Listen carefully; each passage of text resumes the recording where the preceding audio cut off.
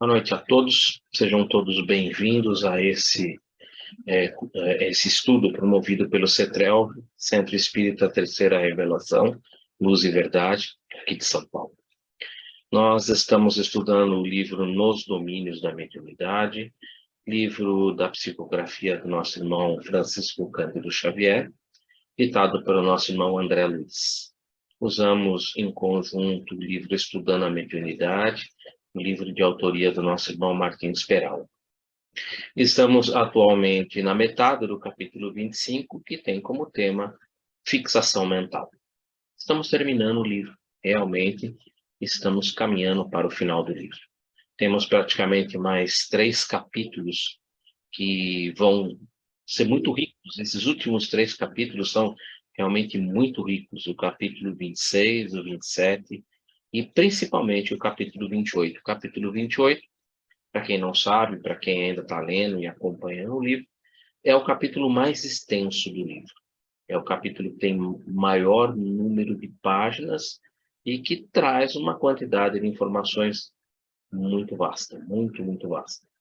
É um capítulo muito interessante, ainda vai ser estudado por nós. É um capítulo que, inclusive, no nosso livro de apoio, ele recebe 3 capítulos, para vocês verem a importância desse capítulo. Ele realmente é o maior capítulo e é o que tem mais material de apoio. Realmente é um capítulo muito interessante. E aí, caminhando para o final, capítulo 29 e 30. Chegaremos lá, com certeza, todos juntos. Em torno da fixação mental. Tudo começa depois que eles saem, né, da casa do Américo, Hilário e André Luiz, passam a conversar com Aulus a respeito da fixação mental. E, como o próprio André Luiz fala, ele já tem alguma certa experiência, mas no intuito de aumentar um pouco mais a experiência do nosso irmão Hilário, ele convida, ele propõe, né, que aproveitassem aquele tempo, aquele momento em que eles ali se encontravam, para eles trabalharem um pouco em relação à fixação mental. E então, a primeira coisa que o André Luiz chama atenção, e que o Roberto também já nos chamou atenção, é uma pergunta, feita pelo próprio Hilário, né? Pode-se a mente deter-se em determinadas impressões, demorando-se nelas, como se o tempo para ela não caminhasse? Aulus trabalha sobre esse aspecto, e foi um trabalho muito interessante, né? O nosso irmão Roberto já nos falou um pouco a respeito disso. Aulus fala sobre o tempo, né? E dá até algumas ideias, a gente conversou um pouco sobre isso na aula, na nossa live anterior, que quando a gente está fazendo alguma coisa que a gente gosta, o tempo parece que voa, né? E quando a gente está fazendo alguma coisa que não é muito atrativa para nós, o tempo parece que fica parado, né? Porque o tempo é aquilo que você percebe, né? O tempo é o interregno entre o nascer e o morrer, mas é algo que é um pouco subjetivo. Nós medimos o tempo por horas, dias e meses, mas horas, dias e meses são medidas de espaço, não são medidas de tempo. E é muito, realmente, é muito complexo, né, o trabalho quando você tá falando sobre tempo. E Aulus fala um pouco sobre isso, conversa um pouco mais um pouco a respeito disso, e no final a gente até comentou alguma coisa em que ele comentava, né, Aulus fala que as pessoas que ficam presas, né, nessa ideia fixa, seja ela ódio, rancor, raiva, ressentimento, todas essas ideias que são fixas, elas acabam, ele dá um nome, ele dá um termo que ele usa que ficam como se fossem múmias, né? Múmias espirituais. E essa palavra, eu não toquei nesse assunto na semana passada, mas esse termo já havia sido utilizado, né? Ele aparece lá no capítulo 22 do livro Os Mensageiros, né? E tem como título, capítulo 22, Os que Dormem. E é interessante porque naquela oportunidade, André Luiz já tinha tido contato com isso, né? Eu vou ler apenas um trechinho, né? Ele foi visitar um local, né? André Luiz está visitando um local, aonde ali havia alguns castelos, né? E no interior de um dos castelos que ele visita, ele encontra ali uma quantidade absurda de pessoas que estavam em um sono. E aí ele é convidado, né, pelo instrutor para que ele toque aquelas pessoas e note o que está acontecendo. E aí ele fala assim, ó, profundamente tocado pelo que via, inclinei-me instintivamente para o abrigo mais próximo, tentando examinar-me o estado fisiológico, daqueles que ali se encontravam. Identifiquei o calor orgânico, a pulsação regular e os movimentos respiratórios, embora verificasse a extrema rigidez dos membros, como que mergulhados em imobilidade cataléptica. Indescritível impressão apoderou-se de mim. Levantei-me assustado, dirigi-me a Aniceto, que era o coordenador, com a máxima discrição e interroguei.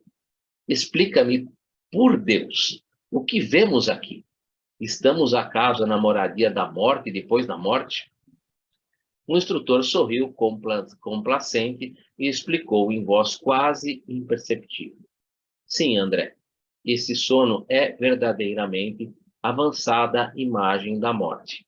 Aqui permanecem com a bênção do abrigo alguns milhões, eu vou repetir, alguns milhões dos nossos irmãos que ainda dormem. São as criaturas que nunca se entregaram ao bem ativo e renovador em torno de si. E, mormente, os que acreditam convictamente na morte como sendo o nada e o fim de tudo, o sono eterno. A crença na vida superior é a atividade incessante da alma. A ferrugem ataca a enxada ociosa. O entorpecimento invade o espírito vazio de ideal criador. O texto segue, mas de uma maneira geral, ele observa que ali se encontravam todos aqueles que tinham como uma ideia de que a vida acabava no túmulo, que não existia nada, que não tinham nenhuma perspectiva, ou, como nós dissemos, não havia nenhum ainda possibilidade de entendimento de um espírito imortal, da fé no futuro. Ou seja, eram ainda espíritos muito, muito imaturos, né? Falta de conhecimento. E que ainda estavam ali naquela situação. O que significa essa situação?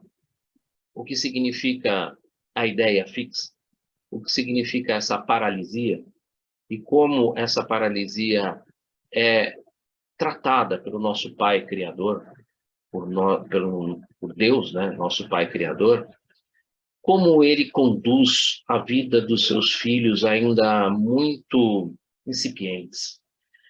Seus filhos que ainda não têm condições de se compreenderem como espíritos e que ainda têm graves dificuldades em compreender os mecanismos do progresso do espírito nos processos reencarnatórios.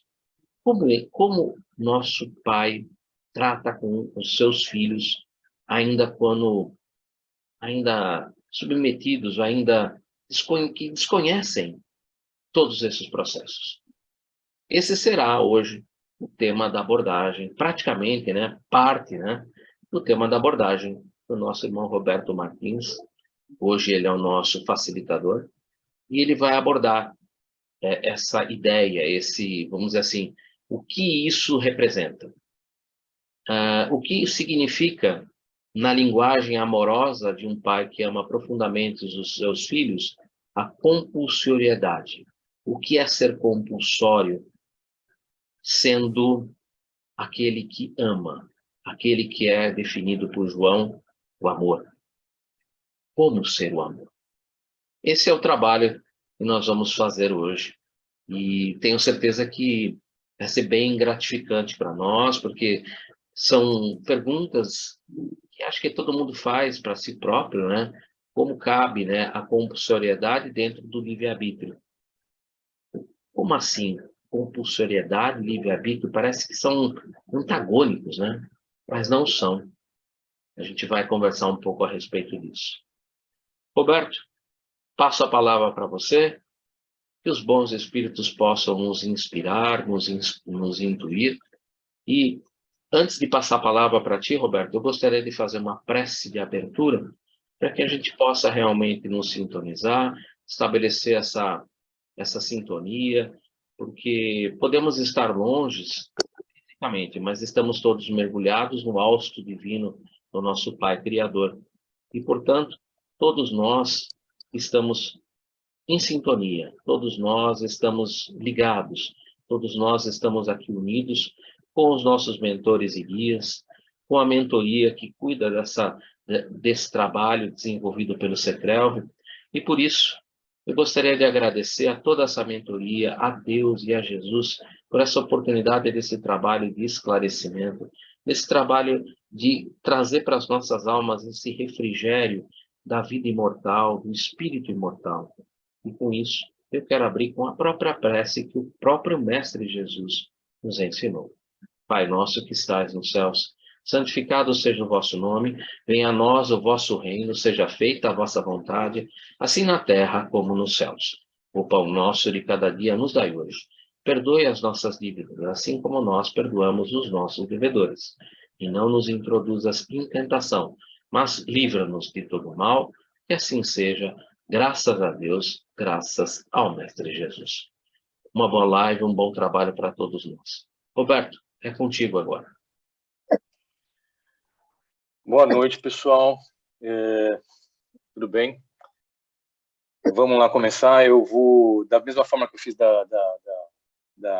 no último encontro, eu vou conversando com vocês e se tiver alguma questão, alguma dúvida, o Eduardo interrompe, porque eu não vou estar vendo o painel aqui de apresentação. Então, eu vou dividir minha tela agora com vocês.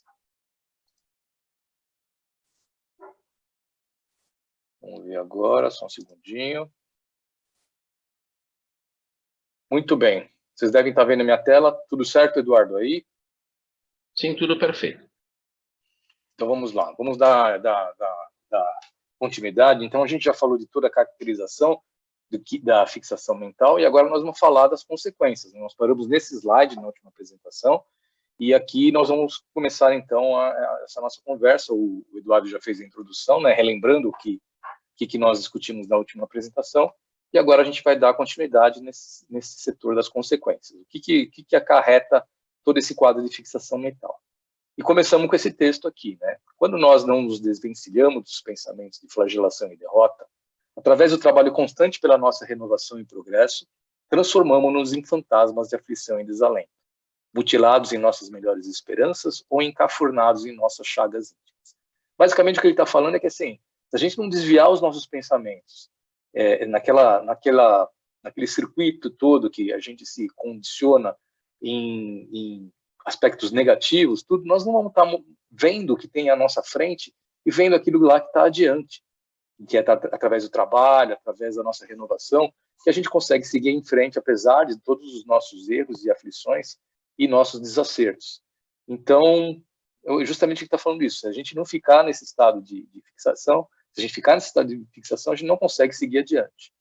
E quando a morte nos surpreende nessas condições, acentuando-se, então, a experiência subjetiva, ou seja, você está ali nessas condições, você já tem aquela fixação mental que você vai cultivando na sua vida material, vai, então, traduzindo sua forma de pensar numa forma negativista, numa forma, uma condição que você não acredita em nada, você não tem fé, você não tem condição de talvez acreditar em algo muito maior que é Deus e o amor que ele sente por cada um de nós.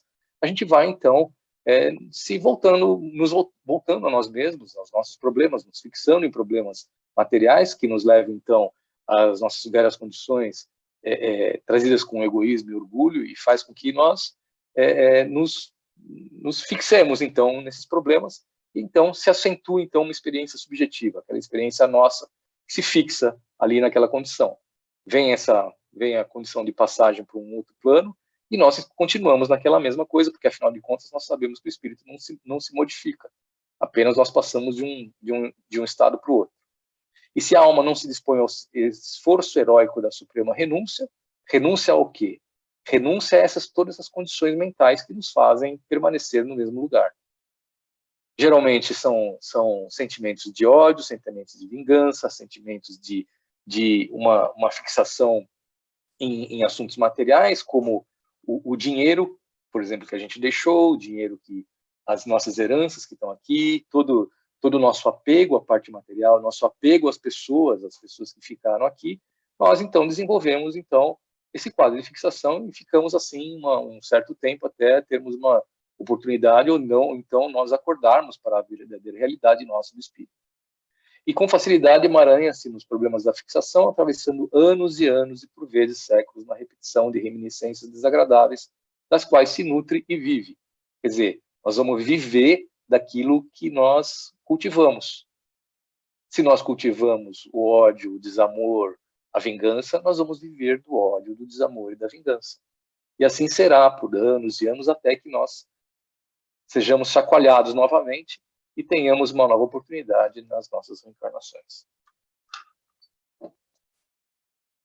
Essas são as consequências. Então, não se interessando por outro assunto a não ser o da própria dor, da própria ociosidade ou do próprio ódio, a criatura desencarnada, ensimismando-se, é semelhante ao animal no sono letárgico da hibernação. Ficamos lá hibernados, lá, aquele pensamento, aquele monoideísmo, naquela fixação em ideias que persistem, em que nós persistimos em cultivar, e assim seguimos nessa condição de absorção, né? Ficamos absorvidos nessa nossa forma de pensar, né? Isola-se do mundo externo, vibrando tão somente ao redor do desequilíbrio oculto em que se compraz. Nada mais ouve, nada mais vê e nada mais sente, além da esfera desvairada de si mesmo. Mergulhamos em nós mesmos e assim ficamos lá, permanecendo por tempo indefinido, até que finalmente nós consigamos acordar dessa condição. Então, ficamos lá, muitas vezes nós achamos que isso é muito, pouco, e isso a gente vê nas sessões nas reuniões mediúnicas, onde espíritos são trazidos e estão naquela condição e não percebem o quanto de tempo se passou e ficam até surpresos quando eles se deparam com essa questão do tempo, né? Eles estão persistindo nessa condição há 100, 200, 500, 1000 anos e não percebem, então, eles são, de repente, trazidos à realidade. Percebem que estão nessa situação há tanto tempo assim, né? E ficam surpresos, muitas vezes, com essa... E não acreditam, né? Incrédulos também, né? Com essa condição, né? E são essas, então, as consequências dessa nossa fixação mental.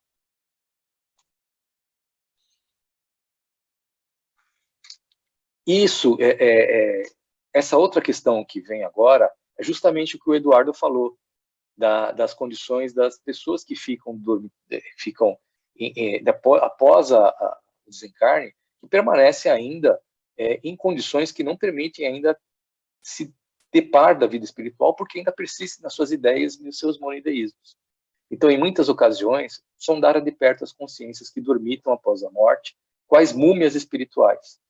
Múmias espirituais, elas simplesmente estão lá, estão em regiões adequadas para isso, elas ficam lá, às vezes num sono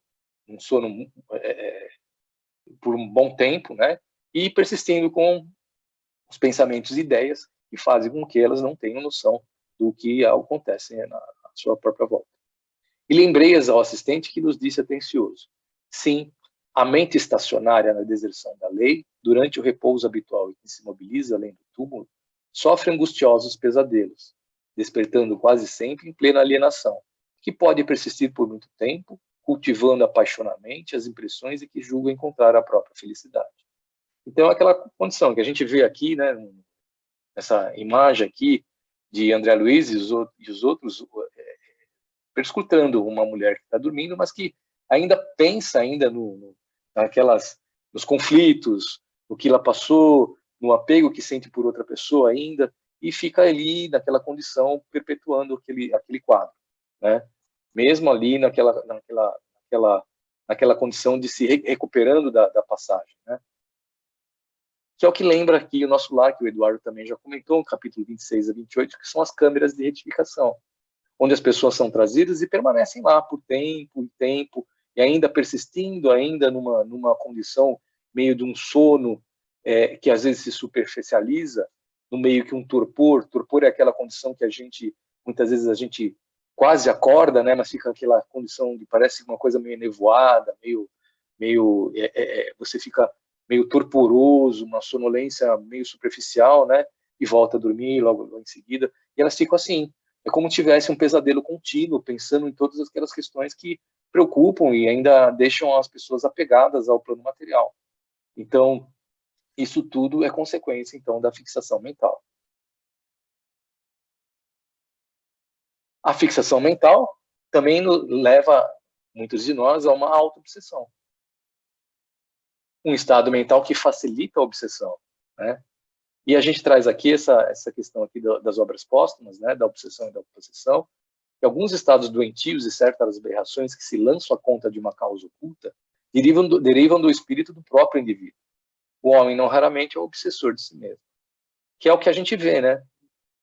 Frequentemente, a pessoa que está lá, naquela condição por exemplo, um espírito que está naquele sentimento de vingança, tão atrelado, às vezes, a pessoas que estão aqui encarnadas, e que se mantém atrelado a essa pessoa, mesmo que essa pessoa desencarne, ele está lá num quadro de auto-obsessão.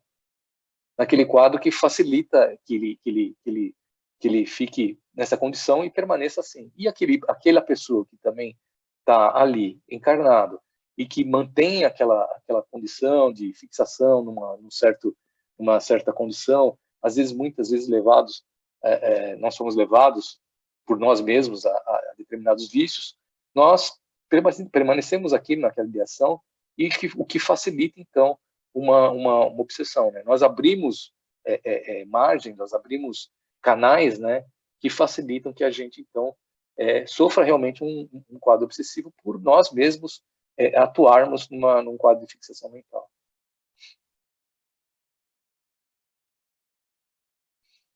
Então, eu trago aqui um texto das instruções psicofônicas que fala justamente dessa condição de que vai acontecendo progressivamente conosco, se essa fixação mental perdura por muito tempo.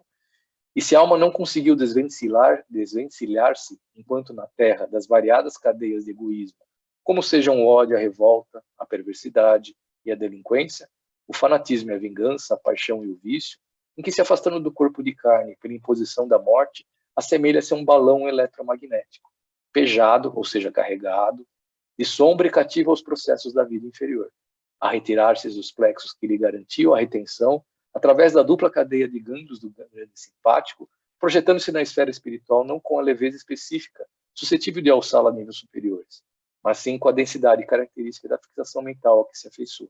O que ele está dizendo aqui é o que acontece com aqueles espíritos que ficam permanecendo nessa situação por muito tempo, e se cria uma condição energética que predispõe a eles ficarem nessa condição esférica, que é aquilo que a gente viu já em alguns livros do André Luiz, né, que são aqueles irmãos que estão lá naquela condição imantada, né, praticamente voltados a si mesmos, né, sem a mínima vontade, e que cursam numa condição muito, muito deprimente. Né? O que ele está falando aqui, ó, a retirar-se dos plexos, que ele está falando justamente isso, eles não têm mais controle nem mesmo sobre o sistema nervoso, né?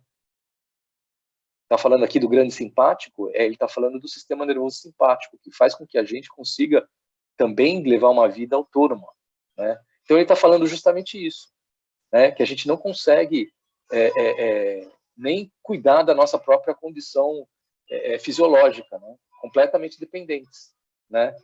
E aí a gente fica à mercê e fica sem a mínima vontade.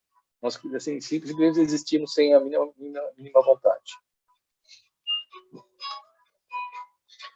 Sofrendo em si os choques entre choques das suas próprias forças desvairadas em circuito fechado sobre si mesma, revelando o lamentável desequilíbrio que pode perdurar até mesmo por séculos, conforme a concentração do pensamento na desarmonia que se compraz, né? Então, é aquela condição que a consequência da nossa fixação mental. Vocês querem parar aqui e fazer algum comentário?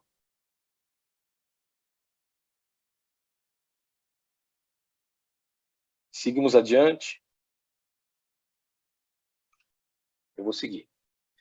E aqui a gente lembra... Deixa eu só pegar uma coisa aqui, só um segundinho. É que eu esqueci de desligar o celular e ele estava aqui tocando. Opa. Só um segundo. Deixa eu desligar aqui. Okay. Bom, então a gente lembra aqui do livro Libertação, capítulo 7. Ele conta justamente isso. Ele conta a história de um espírito, né? Que é essa senhora aqui, que está aparecendo nessa figura aqui, né? Que é uma senhora que tinha... que é uma senhora de escravos e que tratava muito mal os escravos que conviviam com ela, e ela ainda permanecia em uma condição de sofrimento porque estava imantado a ela 3 ovoides, que eram a mãe e 2 filhos, que ela maltratava continuamente e padeceram sobre o domínio dela. Isso eles viram numa volta que eles deram ao redor daquela região onde vivia o Gregório, né? Gregório, que vocês lembram que era aquele dominador, dominava a região de Treva, né? Uma determinada região naquela situação, né? Então, eles justamente descreviam esses ovoides, né? Que são espíritos que já não têm mais vontade, estão lá imantados, prejudicando esse outro espírito, e que ainda não tinham condições nem de perdoar, porque nem vontade eles tinham mais, né? Então, eles ficavam ali, e aqui essa senhora à mercê desses espíritos imantados. E aqui é uma figura também vocês lembram, Libertação, do Gregório, né? Atuando lá nos seus domínios ali, né? E aqui a gente continua, então. E qual o remédio mais adequado à situação? Que a gente, então, fala do tratamento. Nós falamos, então, caracterizamos a fixação mental, nós falamos das consequências da fixação mental, e agora nós vamos falar sobre como é que se trata a fixação mental. Então, qual o remédio mais adequado para a situação? Muito dessas almas desorientadas, comentou o instrutor, por fim se entediam do mal e procuram a regeneração por si mesmas, ao passo que outras, em nossas tarefas de assistência, acordam para as novas responsabilidades que lhe competem no próprio reajuste. São os soldados feridos buscando corresponder às missões de amor que lhes visitam o pouso de restauração. Então é interessante que ele fala, então, de 2 situações diferentes, né? Uma é da pessoa que acorda por si mesma. E Gregório acontece isso. Né? Não sei se vocês lembram no livro, ele é aquele dominante naquela região do mal, né? Tem uma legião de pessoas que o seguem, mas em determinado momento ele começa a se questionar. Ele começa a se questionar se o mal realmente vai perdurar até o final.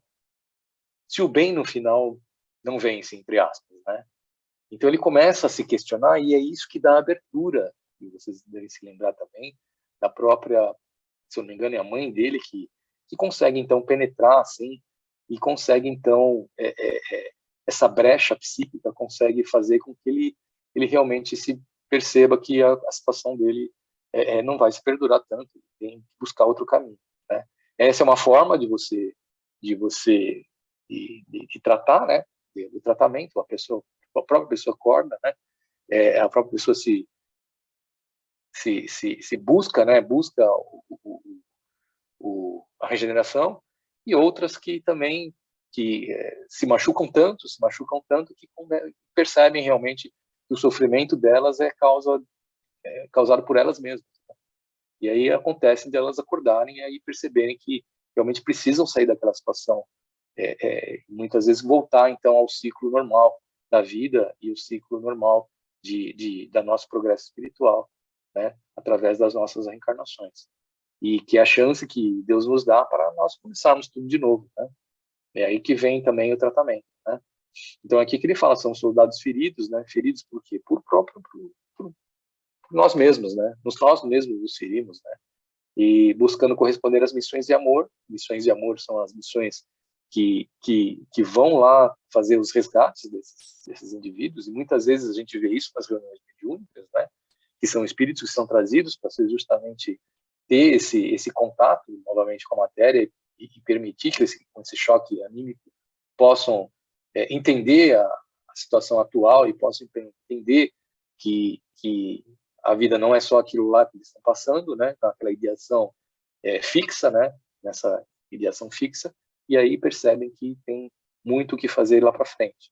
Eles têm muito o que se reparar e reparar aquilo que muitos de nós fazemos e fizemos. Então, essas são as formas do tratamento. Entendem o positivo da luta dignificante a que foram chamados e ajudando aos que os ajudam, regressam ao bom combate. É o que a gente vê também, né? A gente vê também em reuniões que muitos estão lá e muitos passam a ser trabalhadores, né? Isso acontece com muita frequência, nós passamos a ser trabalhadores e com isso a gente consegue regressar ao caminho reto, o caminho à porta estreita, né? A gente consegue voltar ao caminho que nos leva mais perto de Deus e mais perto da nossa felicidade plena. Outras, porém, recalcitrantes e inconformadas, são docemente constrangidas ao retorno à batalha. Que retorno à batalha é esse? A batalha da matéria, né? Então, eles são convidados, não, na verdade, eles são direcionados, né, docemente, constrangidos, brilhantemente definido, né, para que se desencilhem da prostração que se recolheram. Né? Então, eles estão lá estagiados num lugar único, né? E não vão para frente. Então, como a lei do progresso é inevitável, não é possível se permanecer por tanto tempo num lugar sem progresso, então elas são encaminhadas para uma reencarnação compulsória, como a gente já tinha conversado, né? A experiência no corpo de carne em posição difícil é semelhante a um choque de longa duração, em que a alma é convidada a restabelecer-se. Então, daí que ele é, então, encaminhado a uma nova reencarnação, tendo, então, uma nova oportunidade no corpo, para que possa, então, se perceber e, com isso, ele mesmo ter condições de se renovar e de se conduzir a um caminho que leva mais ao cultivo das virtudes que todos nós temos e teremos, e com isso ter uma vida mais harmônica, um quadro mental mais harmônico, que permite então que nós nos restabeleçamos e permita também que nós consigamos conviver com nós mesmos e conviver com aqueles que estão à nossa volta e seguirmos adiante, né? Que é a reencarnação, né? Mas nesses casos a reencarnação será compulsória, assim como um ato de violência? Perguntou Hilário com atenção. É uma questão bastante importante, né? E a gente já conversou aqui na última aula, teve essa questão, né? Nós fomos questionados se com isso nós não estamos fazendo uma violência, não estamos assim, não estamos tirando o livre-arbítrio da pessoa, mas o que acontece muitas vezes é que a pessoa não tem o livre-arbítrio necessário para tomar decisões. A vontade está tão comprometida que o livre-arbítrio é quase nulo, né? Ela não tem condição de se direcionar, se dirigir. E aí que entra a providência divina e faz com que haja uma reencarnação compulsória, né? E aí ele responde: o que fazemos na Terra, disse o assistente, quando surge um louco em nossa casa? Não passamos a assumir a responsabilidade do tratamento? Então, a pessoa que é um louco, o que é um louco? Um louco é a pessoa que não tem a condição mental necessária para se estabelecer por si mesmo. Ele não tem condição de julgar o que é melhor para ele. Ele não tem nem essa condição. Então, o que a gente faz? A gente deixa o louco ali? Não.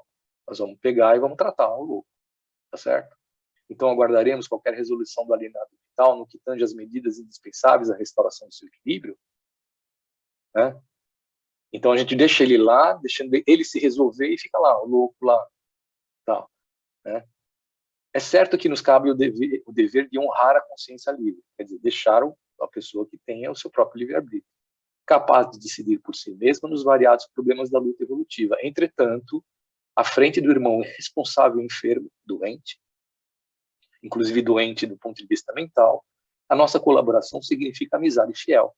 Quer dizer, nós não estamos fazendo nada de errado, nós estamos conduzindo ele ao tratamento, né?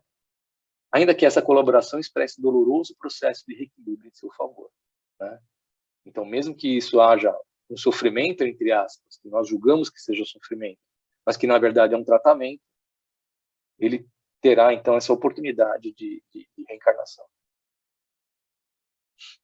Após ligeira pausa, continuou: a reencarnação em tais circunstâncias é o mesmo que conduzir o doente inerte a certa máquina de fricção para o necessário despertamento.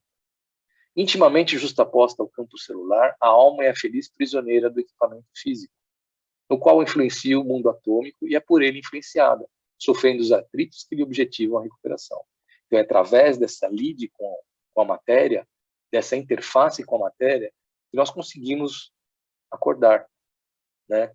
Que nós conseguimos, através dessa situação, nós despertarmos para a nossa realidade espiritual, né? Passarmos por tudo que nós passamos, por provas, por expiações, a fim de que nós possamos nos harmonizar novamente, né? Aprendizado. A palavra certa é o aprendizado, né? Considerei. Em virtude de semelhantes fixações, é que vemos entidades padecendo deplorável amnésia. Quando se comunicam com os irmãos encarnados, não conservam exata lembrança senão dos assuntos que se lhe entravam as preocupações, e quando permutam impressões conosco, assemelham-se a psicóticos renitentes, ou seja, pessoas que são distantes da realidade e obstinadas, né, naquele mesmo assunto. Aí vem o irmão na reunião mediúnica: não, irmão, por que você está aí?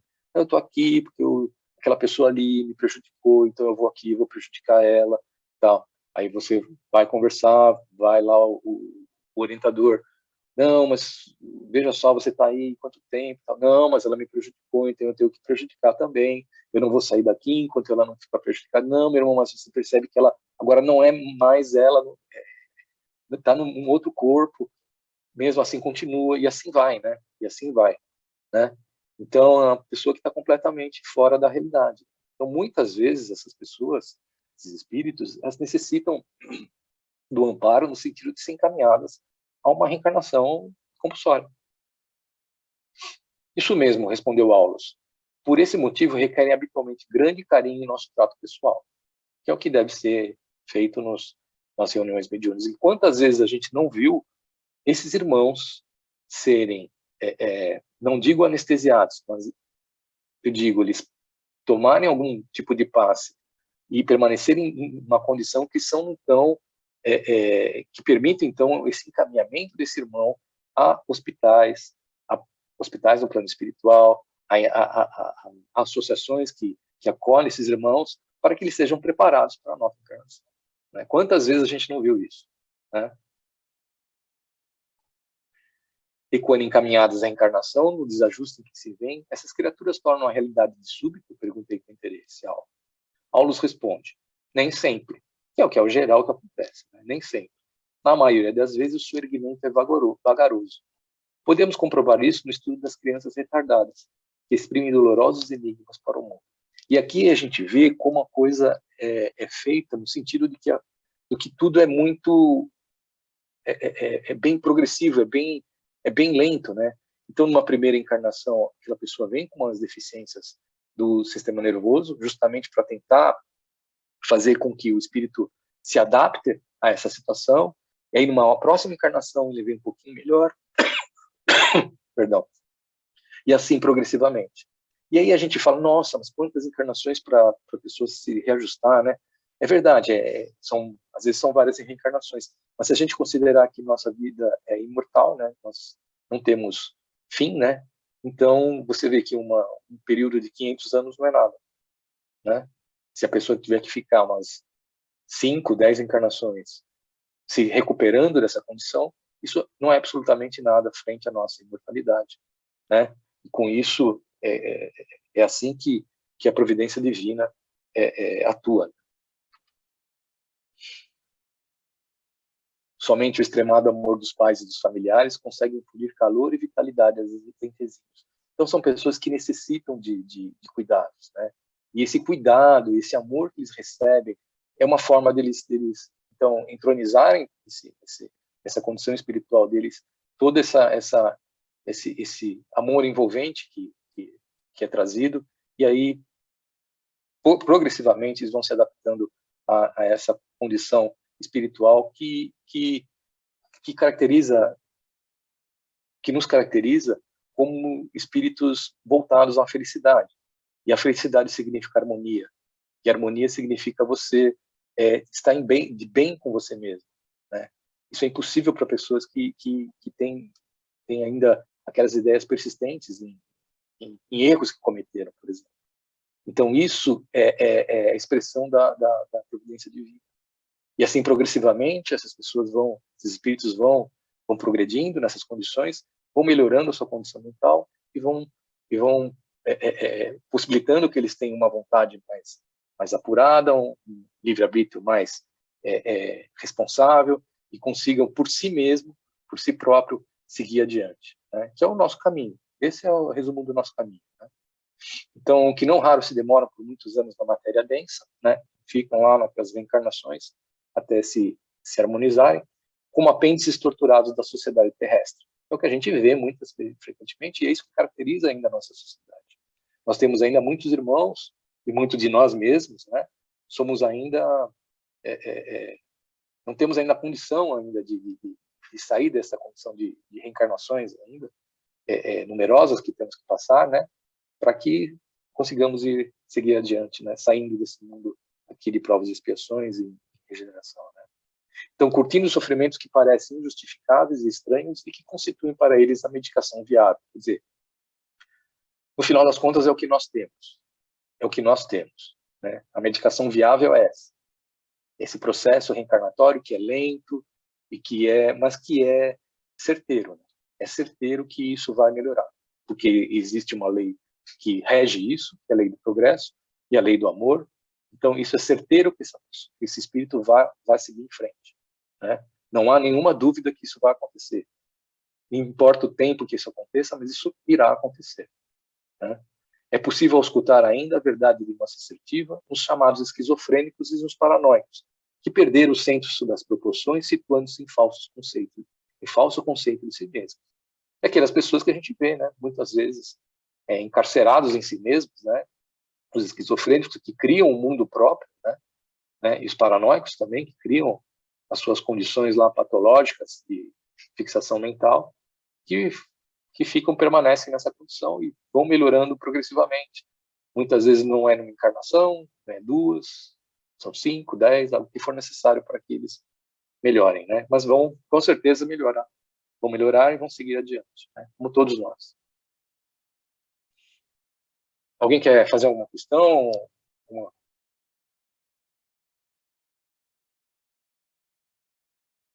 Posso seguir em frente? Eu quero fazer, posso? Pode, você pode. Quer dizer, não sei se você pode, porque você é psicóloga e eu fico com medo quando você pergunta. Gente, boa noite, tudo bem? Tudo bem? Eu não vou ligar a câmera porque tá difícil aqui em casa a coisa, mas tá muita bagunça. Mas é assim, boa noite a todos.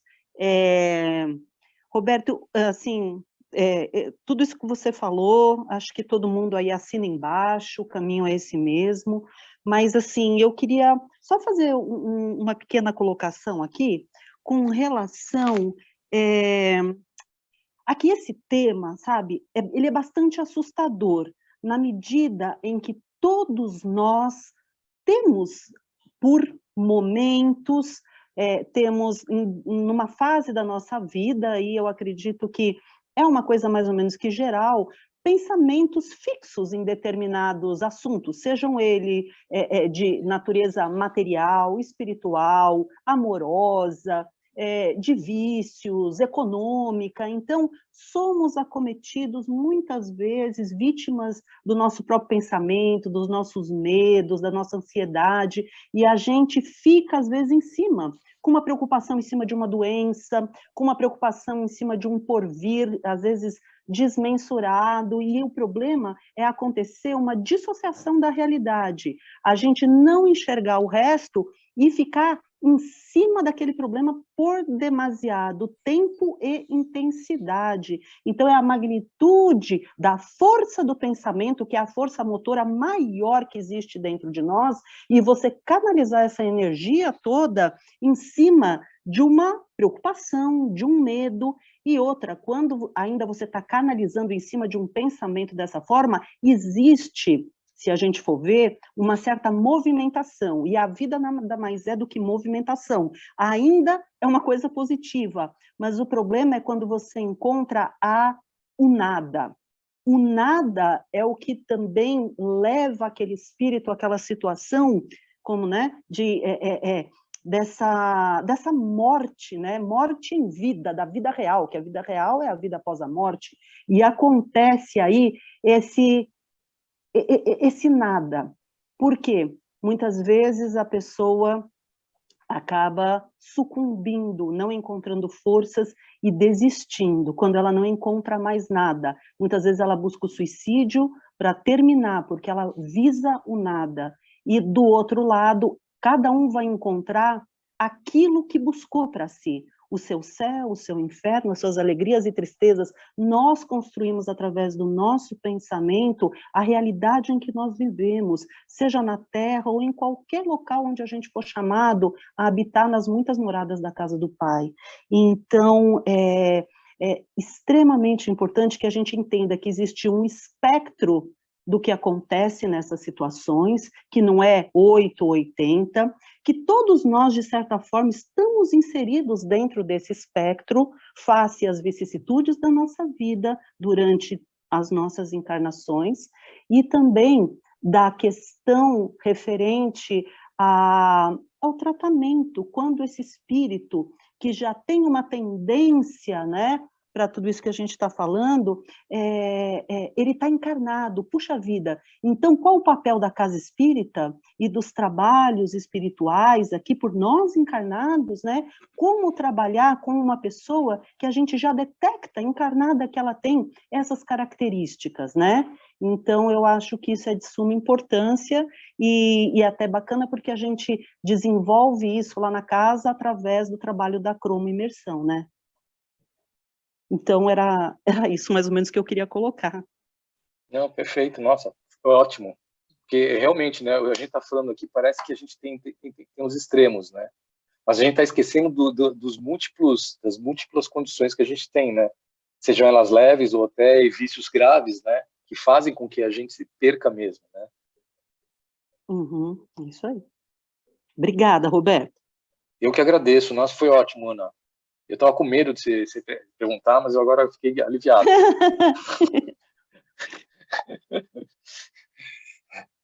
E aqui a gente caminha aqui para o final. E é interessante, né, Ana, porque é o que você falou, né? Quantas a gente desenvolve na nossa condição.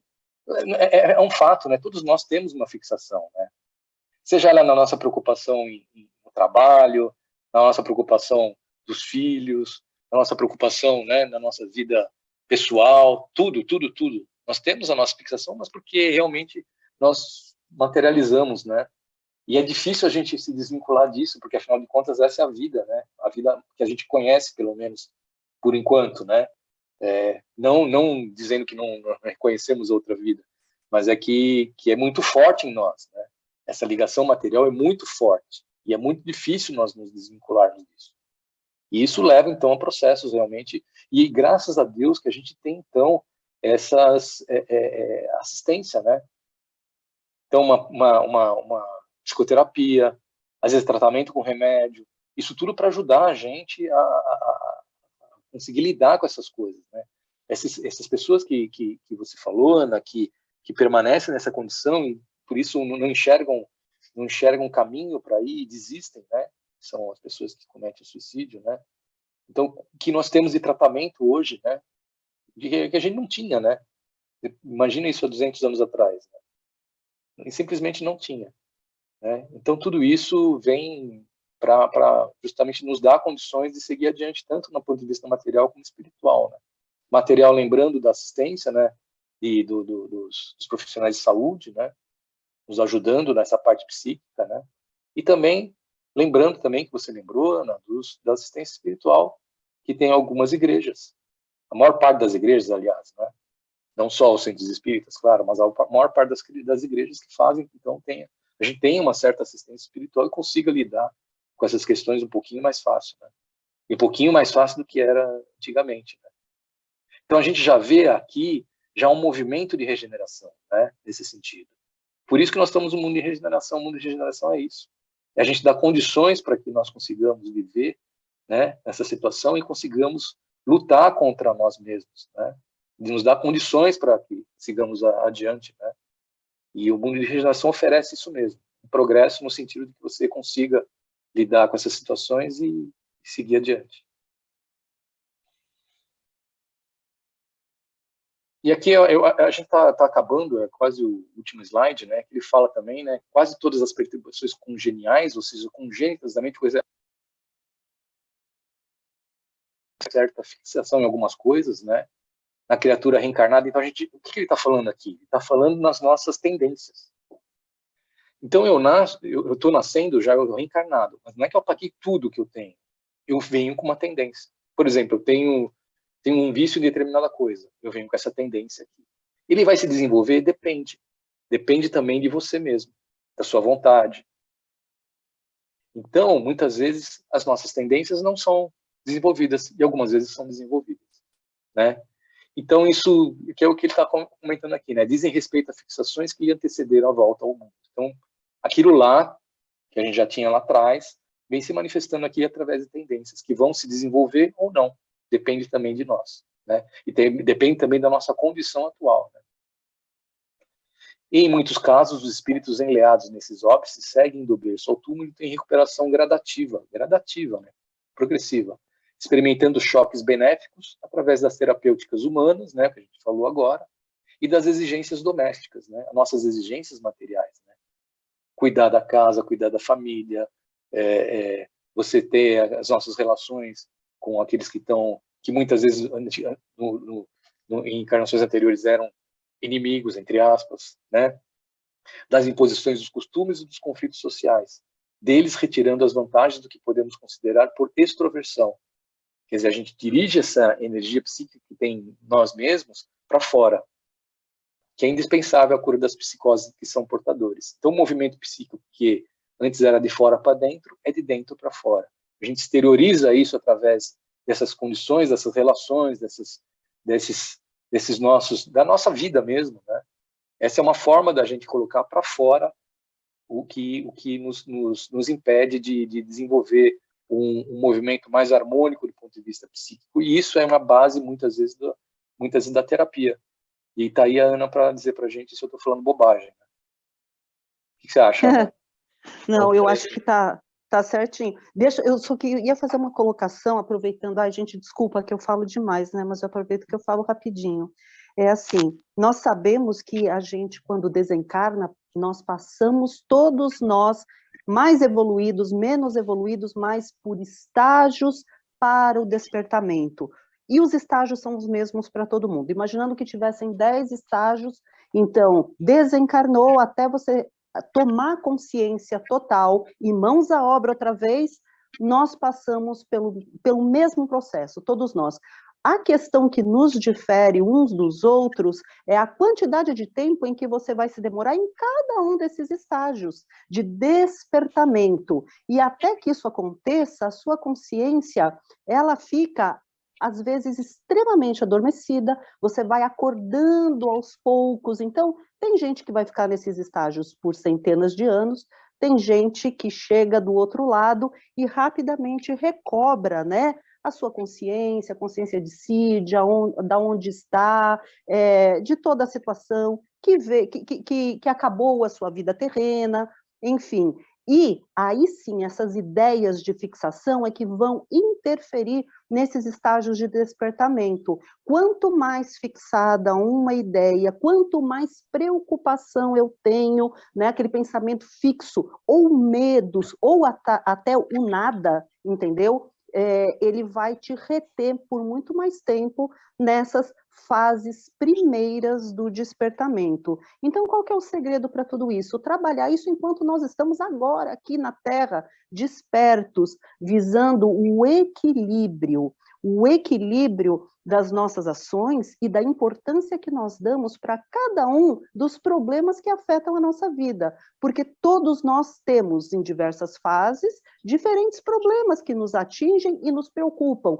Isso é ruim? Não, isso faz parte da nossa evolução, porque a gente tem que aprender a lidar com tudo isso. Só que o problema é o quanto você dá de importância, o quanto você vai valorizar aquilo na sua existência ou não. Não é também que você não tenha que valorizar, mas encontrar um equilíbrio para lidar com as alegrias e com as frustrações, para que nada possa te reter e você consiga fluir normalmente, né? Eu lembro bem que o Melo uma vez falou assim para mim, que eu fui numa consulta e eu estava com medo de, será que eu tenho câncer no seio, não sei o que lá e tal, aquela bobagem toda. E aí o Melo falou assim, não tem, e não está na sua programação de ter. Agora, pensa nisso, pensa bastante, que aí você vai ter. Ou seja, o nosso pensamento, mais uma vez, determina a nossa qualidade de vida lá na frente. E não é lá na frente só aqui na Terra, é do lado de lá também, né? É isso. É isso aí. O que você falou é muito importante, né? Você falou uma palavra-chave, né? Equilíbrio. Né? Equilíbrio e harmonia, né? Que é que a gente busca, né? E eu acho que talvez todas essas provas que a gente passa, a gente vai passando e vai tentando achar um equilíbrio, né? Dependendo da nossa resposta psíquica também, né? E é isso que nós vamos trabalhando esse quadro de fixação mental e apego também, né? Devagar. E eu acho que isso é muito, muito. O Alfredo quer falar aí, ó. Faz tempo que ele levantou a mão. Oi, Roberto. Alô? Estão me ouvindo?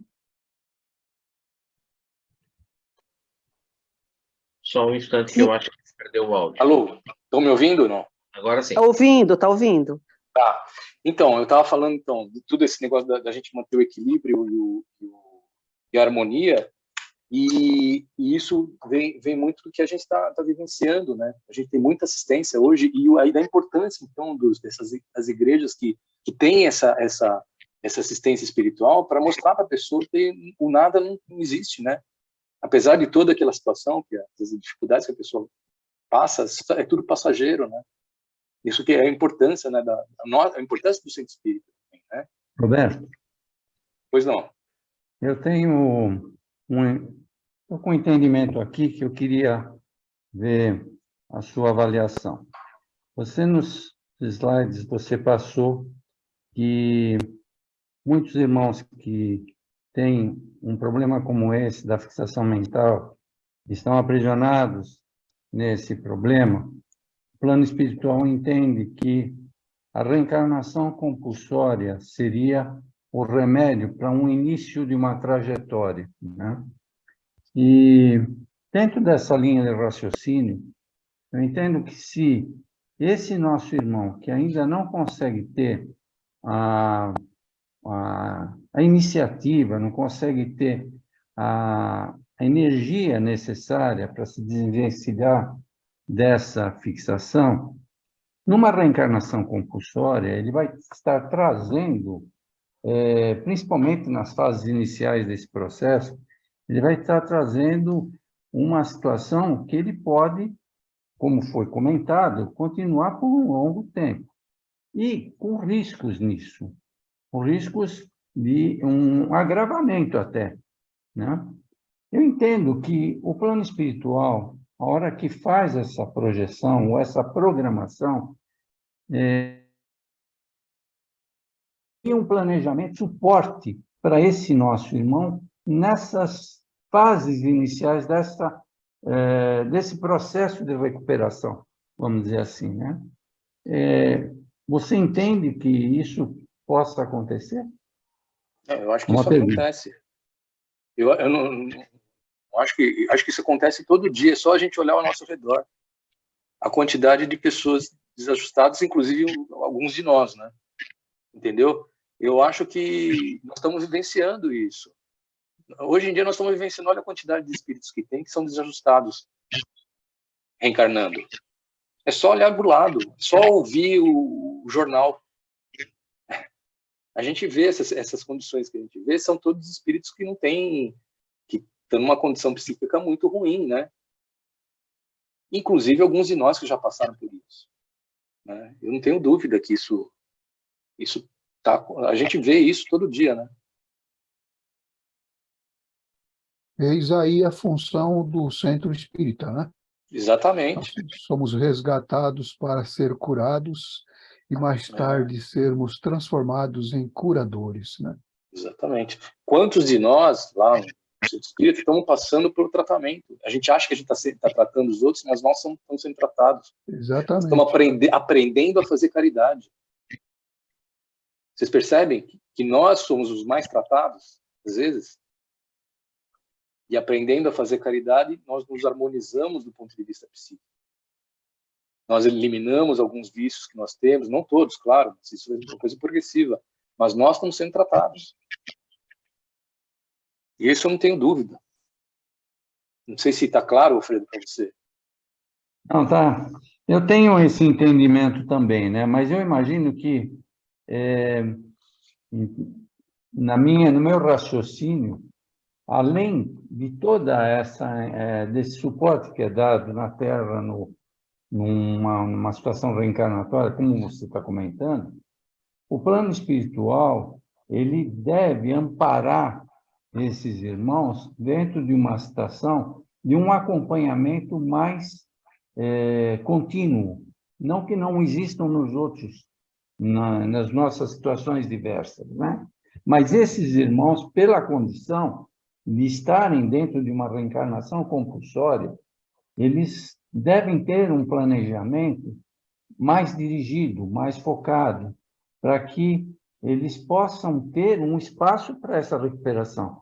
Porque, senão, quanto tempo eles vão demorar para poder sair desse processo, né? Tá, séculos que possam acontecer, né? Mas será que dentro da lei do progresso isso não pode ser melhorado? Não pode ser ter uma evolução um pouco mais rápida, um pouco mais acelerada, né? Por isso que eu entendo que o plano espiritual ele deve ter um planejamento específico para esses casos mais graves, vamos dizer, que esse irmão não consiga ter uma iniciativa, não consiga ter energias para se liberar desse processo, né? É por isso que eu fiz essa colocação. Eu acho que sua questão é pertinente, e eu acho que isso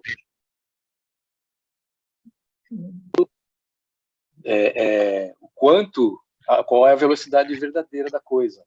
Muitas vezes a gente não tem conhecimento, né? Mas quantas vezes a gente não vê um espírito que nasce com deficiências graves no meio familiar harmônico, né? Que permita que ele tenha condições de seguir adiante. A gente tem exemplos ali no próprio centro espírita que mostram isso tranquilamente, né? Então, com certeza, a providência, como o próprio nome diz, ela provê, né? Provê condições a todos de seguir adiante. A velocidade varia, com certeza, mas depende também de determinado espírito e depende da condição espiritual de cada um, né? Então, acho que isso é muito variável, não tem como a gente determinar, mas a gente tem que levar em consideração que existe uma força muito maior do que todos nós, né? Que rege o universo, que rege também esse processo, e com isso a gente tem certeza que independente do processo de cada um, isso vai caminhar para o bem, tem dúvida nenhuma. Bom, deixa eu ver aqui se tem... Deixa eu ver se eu consigo passar aqui. E aqui é o final, né? Que é a frase final, né, do capítulo, né? Então, a conversação instrutiva sugeria nos importantes estudos, entretanto, serviços outros aguardavam o assistente. Motivo pelo qual interrompemos, e aqui agora nós interrompemos também, porque afinal de contas nós conversamos bastante, né? Então é isso, pessoal.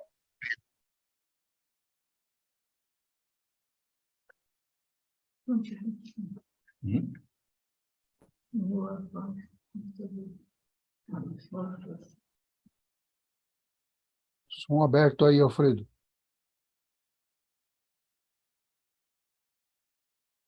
Então, pessoal, perguntas. Temos aí um tempinho que a gente pode conversar um pouco a respeito disso. A gente pode aproveitar, inclusive, que a Ana está aqui, e ela pode também nos ajudar um pouco sobre a fixação mental. Tema bastante complicado. Meg, por favor. Eu sou voluntária na APAI há muito tempo, né? O meu primeiro trabalho voluntário da vida começou na APAI.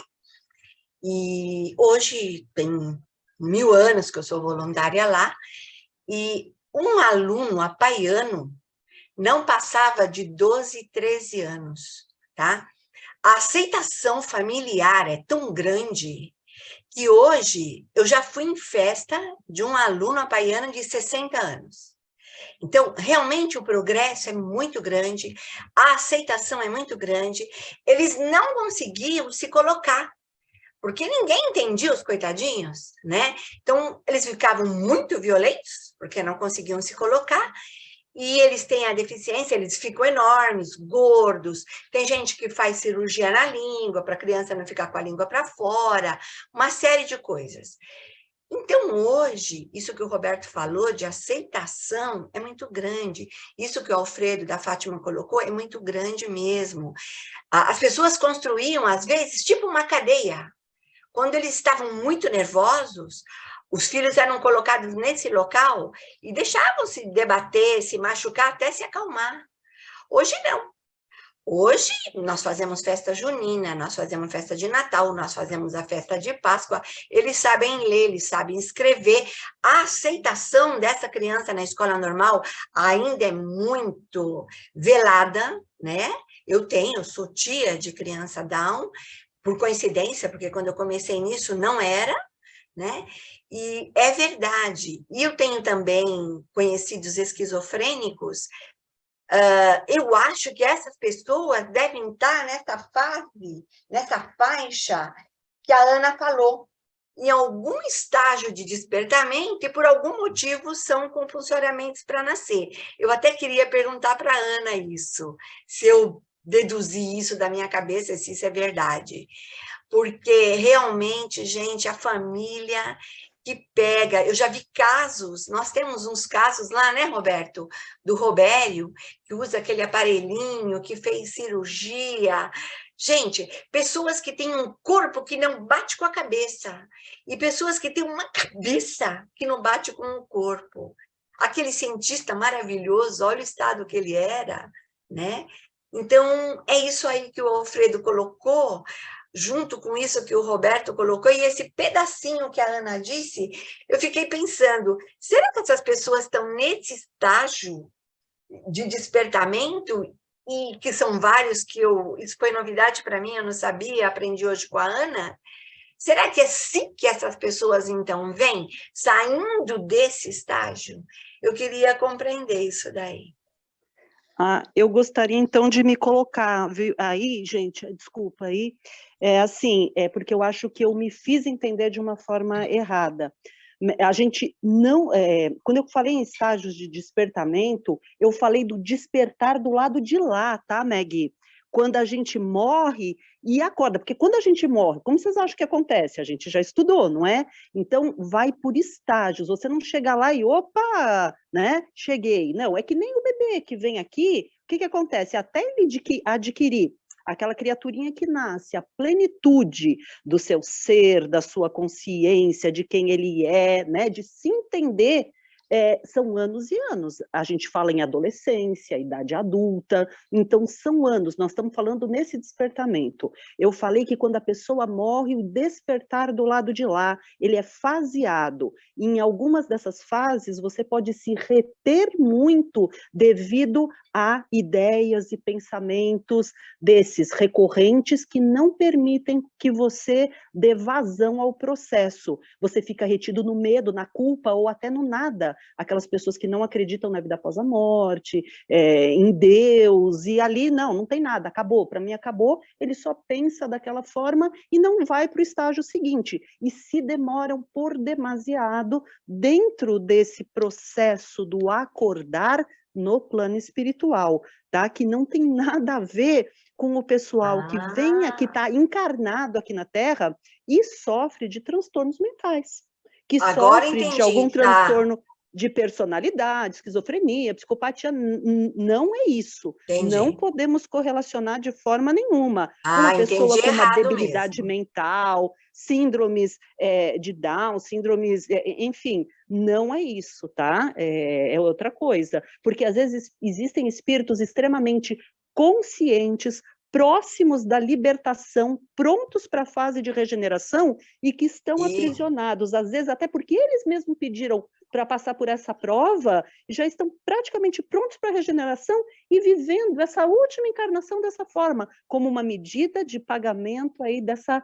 dívida, dessas, né, aparando suas últimas arestas para seguir para a próxima fase. Às vezes, muito mais evoluídos do que a gente que está aqui debatendo esse tema, pensando, conjecturando, estudando, muitos deles estão anos-luz na nossa frente. Cada situação é personalíssima e específica, tá? Então, compreendi agora, Ana, obrigada. Tá? Agora entendi eu que até... me fiz não, agora compreendi até porque que a gente coloca, às vezes, pela severidade que há em cada um deles. Agora, então, até compreendi esse detalhe. Obrigada, tá, Ana. Imagina, eu que peço desculpas. Queria chamar a atenção para uma afirmativa que acho que vale a pena a gente refletir um pouco. Deus ajuda o ser humano através do ser humano. Deus ajuda o ser humano através do ser humano. Se em algum processo aqui no mundo encarnado você age sobre outro ser humano e que leva esse outro ser humano a uma fixação mental, seja por algo que você tenha cometido ou tenha feito ou deixado de fazer, em algum momento você pode ser convidado a retornar e auxiliar esse irmão que ali se encontra preso dentro dessa fixação mental. Se os processos reencarnatórios visam o progresso, e o progresso tem que ser feito no todo, porque é um determinismo divino que todos nós seremos espíritos puros e felizes, é de se imaginar que aquele, como a própria Ana colocou, aquele que está um pouco mais adiantado, ajude aquele que está na retaguarda. E de que maneira ele ajuda? Muitas vezes ele já avançou em muitos espaços e muitas vezes, como nós temos múltiplas reencarnações, em algumas delas nós fomos responsáveis em alguns momentos em ocasionar as tais fixações mentais. Pode elas estarem ali obnubiladas por um tempo, no objetivo que nós nos aperfeiçoemos um pouco mais. Porém, mais lá na frente, já um pouco mais conscientes de nós próprios, conscientes da vida, conscientes da necessidade de estarmos sempre caminhando junto, ninguém faz nada sozinho, você é convidado a observar, fazer observações que ali estavam obnubiladas e que são ali abertas para você ver, das quais você pode ter participado no passado. Num momento inicial, já mais esperto para a realidade, você até se assusta. Mas o objetivo nunca é assustar. O objetivo, normalmente, é de chamar-te a atenção. Olha, existem algumas coisas que estão lá atrás e que alguns ainda estão lá atrás e precisam de ajuda e rogam a tua ajuda. Seria por gratidão a tudo que você já conquistou, até onde você já chegou, e seria também um exercício, pois Deus ajuda o ser humano através do ser humano, que você ajudasse seu irmão. Afinal de contas, é seu irmão perante a Deus. Então, muitas vezes, as famílias, como alguns aqui citaram, são famílias que não existe... Gente, ninguém cai do saquinho da cegonha na casa errada, tá? As pessoas nascem no lugar certo, nas famílias certas, e ali elas têm os meios para que elas possam alcançar o objetivo que se foi proposto. Se alcança o objetivo? Nem sempre. Nós já estudamos aí, em um dos capítulos, se não me engano, foi no capítulo 23, que a gente comentou, eu comentei sobre uma passagem que também está no livro Os Mensageiros, né, a derrocada de Otávio. Eu até trouxe alguns slides, comentei sobre a derrocada de Otávio. Ele fez um projeto reencarnatório muito bonito, que ele tinha uma série de problemas, ele tinha desviado uma série de pessoas, e ele tinha ali tudo certinho para dar tudo certo, ele ia recolocar todo mundo. E ele chegou aqui e ele fez tudo ao contrário. Tudo ao contrário. É um problema? Não, ele chegou no mundo espiritual, a mãe dele esperava ele de novo lá. Falou, meu filho, vamos ter que reprojetar tudo novamente. Óbvio, temos mais coisas agora, temos mais coisas. Mas também temos mais auxiliares, temos mais pessoas que vão te auxiliar. se o auxílio não... Ele era o suficiente, você aí não conseguiu ainda, mesmo com todo esse auxílio, vamos aumentar o auxílio, vamos ver o que nós podemos fazer a fim de te ajudar, para que você possa sair dessa situação. Não é fácil, realmente não é fácil, ninguém consegue sair sozinho. A Meg, ela é testemunha disso, ela mesmo trouxe, quando ela abriu a nossa conversa, que no passado nós tínhamos muita dificuldade de entender essas pessoas, porque nós tínhamos o nosso modo de ver a nossa vida e queríamos que eles vivessem da mesma maneira que nós, da nossa vida. Mas não. Eles precisam que nós sejamos ali empáticos, que nós tenhamos empatia, que nós sejamos pessoas que compreendam, que tenham resignação perante as falhas que eles cometem, porque eles cometem falhas, sim, por quê? Porque eles têm problemas, e se eles têm esses problemas, nós devemos ser resignados. Óbvio, temos que ter disciplina, mas algumas disciplinas, elas são ali aplicadas. Mas até a maneira como você aplica a disciplina não precisa ser uma maneira grossa, dura. Ela pode ser uma disciplina que possa caber dentro do entendimento de cada um. Eu penso que cada um é uma caixinha, que você vai ter que ali ver quais são as necessidades de cada um. Não dá para trabalhar com todo mundo igual. Eu não imagino que, mesmo numa APAE, que é uma instituição enorme, mas cada caso tem o seu ali prontuário, cada caso tem os seus pontos importantes, os pontos que já foram observados, que são importantes, outros que ainda faltam um pouquinho de trabalho aqui, um pouquinho de trabalho ali, por isso que há um prontuário para cada um que é atendido. E eu acredito que nós também, lá no mundo espiritual, temos os nossos prontuários. E muitas vezes nós não podemos ver esse prontuário, porque senão seria muito difícil a vida para nós. Graças a Deus, né? Eles são colocados para nós na medida do que nós podemos dar conta, né? Nos coloca fardos pesados sobre ombros frágeis. Então, naquela medida que nós vamos dando conta, eles vão sendo apresentados. As encarnações ditas compulsórias, na verdade, são encarnações feitas por amor. E se encarnações feitas por amor, é óbvio que as famílias também vão estar ali, a mãe, o pai, aqueles que estão mais próximos, eles podem não lembrar aqui na Terra, mas antes desse ser ali fazer parte daquela família, ele fazia parte do projeto encarnatório de todos que estão encarnados. Então, eles sabiam, eles tinham consciência que iam chegar num momento da vida deles em que eles iam ter ali a oportunidade, muitos ali, a oportunidade de reparar aquela fixação mental que você realizou no passado, libertando esse irmão dessa fixação mental em que ele se encontra, ajudando, amparando nos momentos em que ele está passando por reflexos dessa fixação mental. Eu não estou dizendo que você seja o causador. Não. Pode ser que muitas vezes você não foi desse espírito. Mas você pode ter sido o causador em outros. E agora você está sendo convidado a ajudar esse teu irmão. É teu irmão. Tanto faz você ajudar aquele como ajudar esse. Estando dentro do conjunto do sistema, somos todos irmãos. E como eu abri e vou finalizar dizendo, Deus ajuda o ser humano através do ser humano.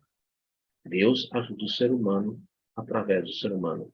É nosso trabalho fazer ao nosso próximo aquilo que gostaria que fosse feito a nós mesmos. Eu não sei se eu compliquei muito mais falando isso.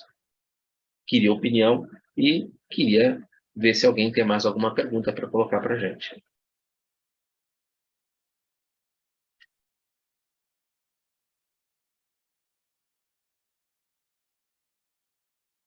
Vamos lá, gente. Aproveita o tempo para fazer alguma pergunta interessante.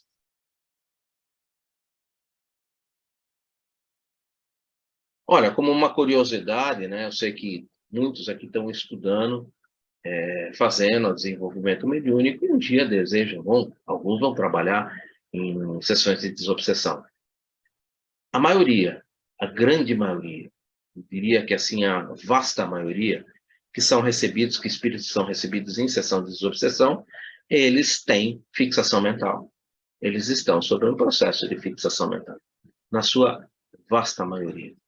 A gente consegue, numa conversa de 30 minutos, ter êxito em cima de uma fixação mental que às vezes já está ali perdurando por 20 anos, 50 anos, 100 anos? Nem sempre. Eu diria para vocês que, na maioria, a gente apenas abre um ponto, abre uma, vamos dizer assim, abre uma brecha. Mas isso é uma conversa que eu normalmente penso o seguinte, a gente iniciou um papo, a gente iniciou um ponto, a gente abriu uma pequena brecha. E agora isso, com certeza, no mundo espiritual, há departamentos específicos para isso. Eu costumo dizer que uma sessão de desobsessão é como se fosse um pronto-socorro, né? E num pronto-socorro você faz os primeiros atendimentos, você faz ali as primeiras suturas, você faz ali os primeiros curativos, mas é algo superficial, é algo muito rápido.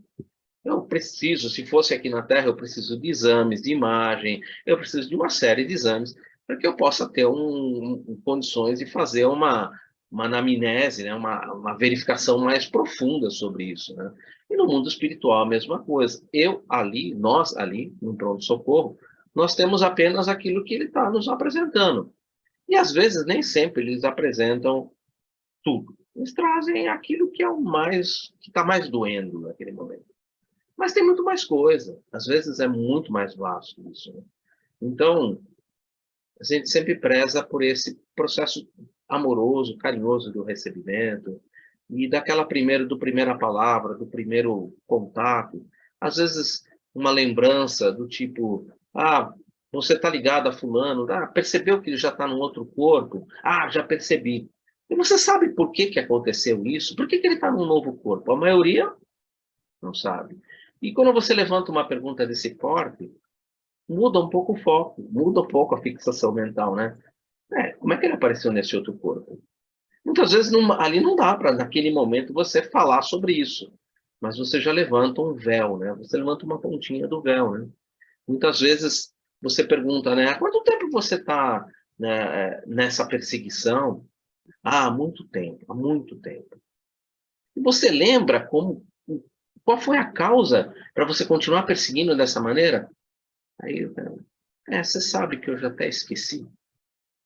Muito suave isso. Você sabe que eu já até esqueci. Eu continuo perseguindo. Eu nem lembro mais por que eu estou perseguindo. Eu não lembro mais por que eu estou perseguindo. Tem alguns que chegam em situações desse tipo. Então, são pontos que, às vezes, numa conversa rápida, porque nós temos ali o quê? 15 minutos, 20 minutos para conversar. Então, nesses 15, 20 minutos, muitas vezes a gente se permite, né, que ele fale bastante. Porque quanto mais ele fala, mais ele vai colocando aquilo que realmente machuca. E são sempre pontos de fixação mental. Ódio, rancor, porque deixou de fazer isso, porque me roubou, porque levou minha esposa, levou meu marido, porque me traiu. É sempre um ponto de fixação mental. E conforme você vai conversando, você consegue ali, se já reencarnou, levanta uma beiradinha, né? Como é que você chegou lá, né? Ou às vezes naquela conversa tal, puxa vida, né? Então tá tanto tempo aí. Você já teve contato com o pessoal aí que morreu que nem você já sabe que tá morto, né? Então, pessoal da tua família, você encontrou alguém aí? Não encontrei ninguém. Aí você sabe quando você levanta brechas. A nossa função dentro de um pronto-socorro é exatamente ir abrindo, levantando brechas. E com delicadeza, amor, sabe? Principalmente amor, delicadeza, um trabalho, sabe, bem harmônico, numa conversa bem delicada, com esmero, com cuidado, sabe? Isso é importante, porque na medida que você mantém um padrão alto de conversa, ele também se sente que precisa, né? Eu preciso estar mais ou menos ali, né? Pra gente... E ele também se esforça. E nisso que ele se esforça, só do fazer o esforço, ele tira um pouco da fixação mental. Vocês veem que são padrões que você pode ir desenvolvendo e que você adotando cada um deles, lógico, cada caso é um caso, mas você vai percebendo que você vai conseguindo levantar brechas.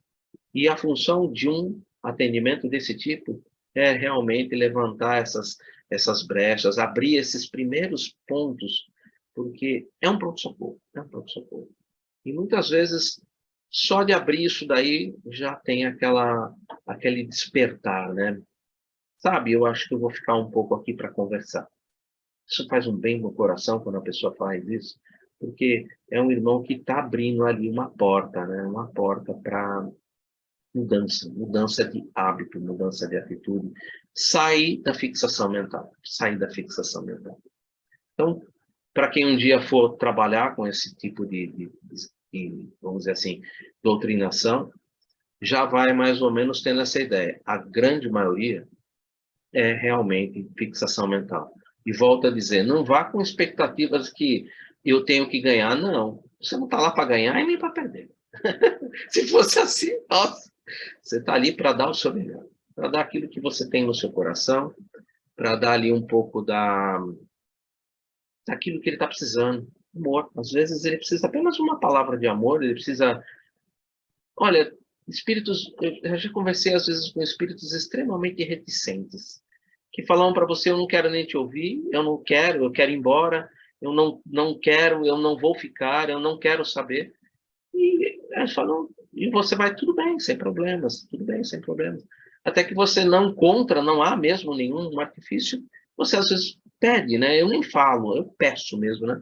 Você me permite, antes de eu ir embora, de eu te fazer uma oração por você? Orar por você? Muitos falam assim, e você acredita nessa bobeira? Eu falo assim, tudo bem, eu tenho as minhas crenças, você tem as suas, e eu respeito as suas crenças. Se você não acredita, para você não vai ter mudança nenhuma. Então, se você puder me dar mais um minutinho para que eu faça uma prece por você, você pode ir embora, sem nenhum problema. A porta está aberta. E aí nós partimos para uma oração, uma prece. E os resultados, muitas vezes, são significativos. Significativos. Porque mudando com a prece, nós aprendemos aqui, esse nosso estudo desse livro, ele é tão importante que nós passamos praticamente 3 capítulos falando sobre prece. Nós vimos o efeito da prece. E o efeito da prece é uma coisa que eu tenho notado sempre que a gente utiliza esse recurso nos espíritos mais endurecidos. E realmente ele acalma, ele muitas vezes abre horizontes que você não consegue através da fala, porque eles estão extremamente reticentes, eles não querem conversar, mas através do que é visto, daquilo que é ali, naquele momento, apresentado para eles, abre pontos, abre possibilidades. Então, é um recurso que também se utiliza, principalmente com espíritos muito endurecidos, muito endurecidos. São, vamos dizer assim, são pontos que eu acho importante ir compartilhando e passando, né, experiências, né? Eu sei que nós temos aqui também o Marco Antônio, que trabalha com desobsessão, e outros que já trabalharam. Eu acho importante a gente sempre aproveitar, porque o estudo do livro é nos domínios da mediunidade. Nós estamos falando de mediunidade, nós estamos falando de trabalhos dentro de uma sessão mediúnica. Então, compartilhar esse tipo de percepção é importante, inclusive porque, algumas vezes, eu posso estar utilizando recursos que outros falam assim, não, mas esse recurso que você está utilizando, eu já dei um passo além, e eu estou fazendo de tal forma. E um vai auxiliando o outro, a gente vai aprendendo, a gente vai conquistando mais aprendizado e vai transformando ali o nosso trabalho no pronto-socorro espiritual um trabalho mais harmônico, mais equilibrado, mais voltado para a mediunidade com Jesus. Rose. Oi, pessoal, boa noite. Uma dúvida. A gente está falando dessa parte de fixação, né? Muito voltada para o lado do ódio, da raiva, né? Da revolta. Eu gostaria de saber de você, do Roberto, da Ana, enfim, quem puder ajudar, se também a parte depressiva o lado da inferioridade, que, tipo, um exemplo, você nasce numa família que está sempre falando que você não serve, que você vai dar errado, que você, enfim, né? Tem famílias que, infelizmente, os filhos nascem nesse meio. Isso também pode criar um ponto de fixação, de você se sentir derrotado, de você sentir que nada que você faz vai dar certo, que você é um fracasso, e a pessoa chegar a desencarnar ou se suicidar e ficar, e do outro lado também se ter essa mesma sensação de inferioridade, criar um ponto fixo em cima disso, ou é mais para o lado da raiva, do ódio, da revolta, da mágoa. Não que isso não seja, né, uma mágoa, uma revolta, né?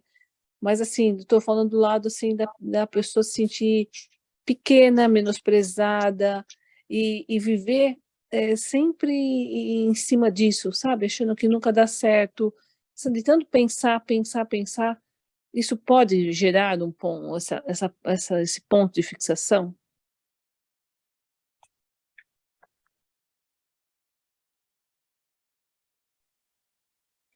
Eu posso? Deve. Opa, tá bom então. Rose, deixa eu tentar ligar a câmera aqui. Sabe o que acontece? É assim, a gente pode se fixar, e todos os processos obsessivos, que nem o Edu falou, eles decorrem de um pensamento fixo em alguma coisa, onde o espírito não conseguiu se libertar daquilo e aquele tema volta de forma recorrente para ele durante anos e anos e anos, gerando o quê? A obsessão, tá bom? Agora, isso a gente falou em decorrência de um pensamento. Aí você colocou um estado depressivo. Então, essa fixação no estado depressivo, ela decorre em razão de uma emoção. E essa emoção, tá bom? É um sentimento, tá? Esse sentimento de negatividade, ele é decorrente de várias outras situações que levaram ele àquilo. Então, as circunstâncias podem ser inúmeras, mas que levaram aquela pessoa, aquele espírito, a se sentir daquela forma. Então, a gente tem uma fixação em virtude de uma emoção, de um sentimento, e é um sentimento como você caracterizou, de inferioridade, de que nada vai dar certo, de que ele não serve, ou às vezes de culpabilidade, uma série de referências e contingências atingem ele, até ele ficar prostrado naquela depressão.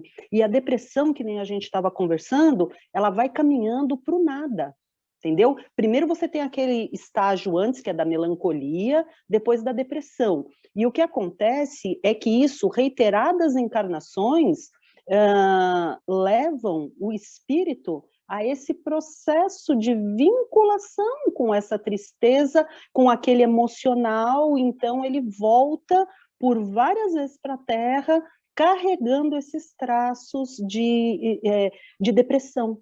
Às vezes a gente vê em crianças, né, depressivas, apáticas, parece que não tem a força vital, né? Parece que lhes falta aquela alegria, aquele entusiasmo na vida, aquela vontade, tudo em um ritmo muito mais lento. E às vezes não é por causa de um pensamento específico, raiva de uma pessoa, mas emoções, afetos que passaram por ela e ficaram impregnadas de tal forma e tão firmemente no espírito dela, nas suas memórias, no seu perispírito, e foram carregadas durante várias encarnações até chegar no dia de hoje. E no dia de hoje, o que a gente tem que fazer? A gente tem que dar suporte para eles, dar reforços, dar instrumentos para que essas pessoas, enquanto estão encarnadas, porque é mais fácil você se livrar dessa situação encarnado do que desencarnado. É isso que a gente tem que enxergar. A gente não tem que esperar morrer, chegar do lado de lá desencarnado para ir buscar uma ajuda, né? Que é o que acontece nas sessões de desobsessão. Então já é um caso mais extremo. A gente tem que aproveitar a oportunidade da encarnação para a gente se libertar dessas situações, enxergar essas situações nos nossos irmãos e como a gente pode ajudá-los para que eles possam expurgar todo esse tipo de sentimento e pensamento enquanto em vida. Por isso que vai e fala, vai e reconcilia-te com o teu próximo. Se tem arestas a aparar, faça agora, enquanto os dois estão na jornada, no caminho, porque depois é muito mais difícil. Então, é mais fácil a gente enfrentar a dor, o medo de sofrer, entendeu? A reprovação da sociedade com relação aos nossos atos, do que guardar aquela coisa que nos faz mal dentro da gente, né? Então, essa é a nossa grande oportunidade, a gente tem que enxergar isso, né? Porque a gente às vezes enxerga nos outros, mas não enxerga na gente. Então, não tenha medo, faça aquilo que tem que ser feito, ponha para fora do seu coração, porque aí você vai conseguir ascender muito mais leve e mais rápido, né? Enfrentar os nossos problemas e medos. É isso, Rose. Excelente, Ana, valeu. É exatamente o sentimento, né? O sentimento é tudo, independente do que, tal intensidade dele, ele que manda e ele que coordena, né? Obrigada, viu?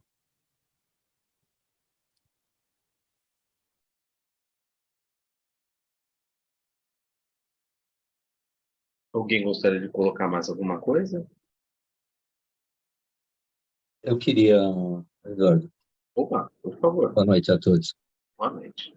Na verdade, quando o Roberto começou a passar aqueles slides, aquelas fotos, né, eu me vi, né, porque isso vai acontecer com todos nós, né? Nós vamos desencarnar um dia, ou daqui 10 dias, 10 anos, 50 anos.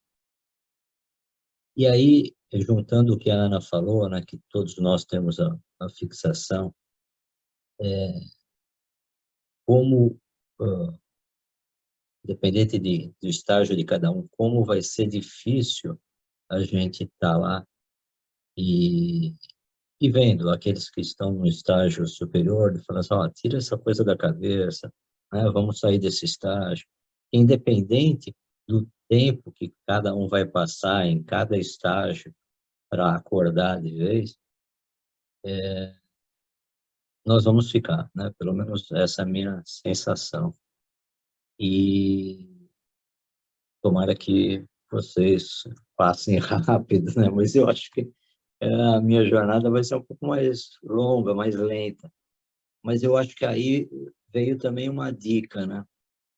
Vamos tentar aproveitar isso, vamos tentar, já que a gente tem um pouco de consciência, tentar pensar mais nisso, né? Pô, se nós estamos nesse dia aqui, a gente não passou na provinha das 24 horas, pô, vamos pensar amanhã de uma forma diferente, porque ou essa fixação, ou esse pensamento, ou essa atitude, ou esse ato que a gente fez, a gente vai estar só postergando lá na frente, né? Então, eu fiz na verdade, uma projeção, né, do que, não sei se todo mundo pensou dessa forma, se passou pela cabeça. E uma outra coisa, só para completar, que é assim, né, pegando até o depoimento da Meg, né, a gente não sabe nada, né, cada vez que a gente passa o dia, a gente não sabe nada, né, e hoje mesmo chegou uma informação para mim de um profissional que trabalhamos junto, um cara super bem sucedido, se aposentou, continuou. E nesse íntegra é um cara super dedicado também à saúde e chegou a ser, para vocês terem uma ideia, campeão olímpico de natação, né? E no início do ano, ele tomando café com a família, ele foi levantar e caiu de joelho e ele teve uma paralisação, foi para o hospital, e ele está há 3 meses no Einstein, não dá cirurgia, aí o Roberto pode falar um pouco mais fortemente nisso, né? Mas ele não, ele teve, acho que, uma ruptura na cervical e ele ele fica de colete e às vezes ele consegue, deve estar lúcido, né? Não se sabe, mas às vezes ele consegue falar alguma coisa com os olhos abertos. Então, independente do fato, né? Quer dizer, um cara super sucedido, né? O que a gente consegue tirar de lição, né? Seja ele quem for, né? Que uns nascem, né? Como a Meg falou, com super deficiências, uma grande prova, não só para aquele espírito, mas para toda a família, e o outro no final da vida, assim, o cara tem 70 e poucos anos, tomara, né, que dentro do seu plano de encarnação, isso estava previsto e ele conseguiu, né? Mas olha o contraste, ele sempre se dedicou, foi um campeão olímpico, e agora ele está 3 meses, ele está tetraplégico, ele não, né? Enfim, cada dia aí, fora as outras coisas que todo mundo falou aí, né? A gente estuda, mas se a gente não tiver aceitação, gente, do dia a dia, sabe, se a gente sair daqui, né? Ficamos aqui 1 hora e meia, mas se a gente não tiver a compreensão e aceitação da nossa vida, no nosso quadradinho, no nosso dia a dia, eu vejo que a gente não está perdendo a chance, está perdendo a chance de sair dessa fixação, de sair que a vida é só isso, né? De que... Então, só queria colocar isso aí, um pouco da minha percepção do tema e do que a gente está vivenciando aí, porque, como o próprio Roberto falou, basta olhar para as coisas, basta ligar a televisão que a gente vê as barbaridades e tudo mais, né? Então, a gente tem que ter muita humildade, né? Nessa situação. Uma grande fase de transição que a gente está passando e cada um tem que se superar, né? Se superar a cada dia. Obrigado, pessoal. Nós é que agradecemos, é sempre bom esses depoimentos. É um exercício de fé. Simplesmente um exercício de fé. Até onde vai a sua fé? Fé, fides. O grego, fides, confiança. Até onde vai a confiança, né? E é um exercício nosso. Cada um vai desenvolvendo a fé. É um desenvolvimento de cada um. Que bom que a gente não vê o nosso passado. Porque basta olhar para a história desse planeta que a gente pode imaginar muitas coisas que nós fizemos no nosso passado. Então, a gente tem bastante coisa para aprender, tem bastante coisa para reparar, né? Porque tudo que nós produzimos, nós vamos, de alguma maneira, ter que reparar. Não porque precisa, não, porque é um aprendizado, simples assim. É uma necessidade de aprendizado. Então, o aprendizado vai ser feito no momento certo, com as pessoas certas, na família certa, porque Deus está no controle. Deus está no controle. Jesus está no controle. Então, isso, se a gente perder esse foco de que Deus está no controle, Jesus está no controle, a gente vai cair para aquilo que a Ana muitas vezes falou, que a gente vai acabar entrando no nada. E quando a gente caminha para o nada, a coisa vai realmente ficar muito mais difícil. Muito mais difícil. A Ana, ela se esforçou por 2 vezes para falar do nada, ela foi até forte na afirmação dela, porque realmente é o ponto em que você realmente fica preso dentro de si próprio, né? E o Roberto teve um slide, né, mostrando isso já no final, né? O esforço de você sair para a vida, né? Sair para o progresso, né? Você fica fechado, né? Alguém gostaria de colocar mais alguma coisa? Marcos, obrigado, hein? Obrigado pela participação. Gratidão por estarmos vivos, né? E compartilhando disso. Graças a Deus, né? Não é isso? Exatamente. O momento que a gente está aqui vivo, compartilhando, aprendendo um com o outro, né? Porque não existe nenhuma pessoa no universo que não tenha nada para ensinar para outra pessoa. Você já se desenvolveu em alguma coisa que o outro com certeza não se desenvolveu. Então, ninguém faz nada sozinho. Qualquer pessoa sempre tem algo para ensinar e tem muito para aprender. Todos nós temos muito que aprender. Muito. Mas temos também o que ensinar. Por isso, Deus ajuda a criatura através da criatura. Marco Antônio, você finaliza e você já faz a sua passagem. E no final, por favor, já faz a prece de encerramento. Vai ficar contigo hoje. Tá certo. A não ser que o Roberto queira fazer. Roberto? Pode deixar que eu faça. Eu só queria, assim, só complementar uma coisinha que a gente está estudando aqui, como o vigiar e orar é muito importante. Nós estamos num mundo e numa fase ainda que nós somos dados a paixões. E a paixão é uma coisa muito perigosa, porque ela cria fixação, né? Paixões em a qualquer coisa.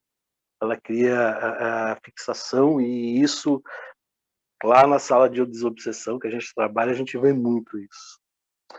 E só para terminar, você falou uma coisa muito que tem muito a ver com tudo isso que a gente estava falando dentro da sala de desobsessão. Às vezes a gente aprende, às vezes não, a gente aprende muito dentro de uma sala de desobsessão. A gente aprende muito mais do que qualquer outro lugar. E uma das coisas que eu aprendi na sala de desobsessão foi a ouvir. Né? A gente tem que mais ouvir do que falar. A gente tem que atender com carinho. A gente tem que acolher aquele irmão que está ali. A gente tem que aprender a ouvir. E eu tenho absoluta certeza que nós trabalhamos na desobsessão, a gente está ali para aprender, porque tudo aquilo que falam serve para nós. Em algum momento encaixa para a gente as coisas que estão falando ali. Bom, é isso. Acho que se ninguém tiver mais nada, se eu puder encerrar, me avisem que a gente faz o encerramento.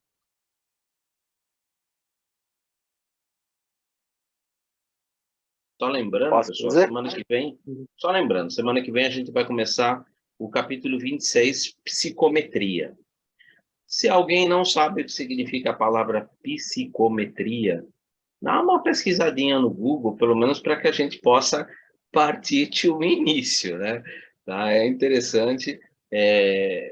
Procura até no próprio dicionário, pode ser no próprio dicionário, não tem problema, essa palavra existe no dicionário, tá?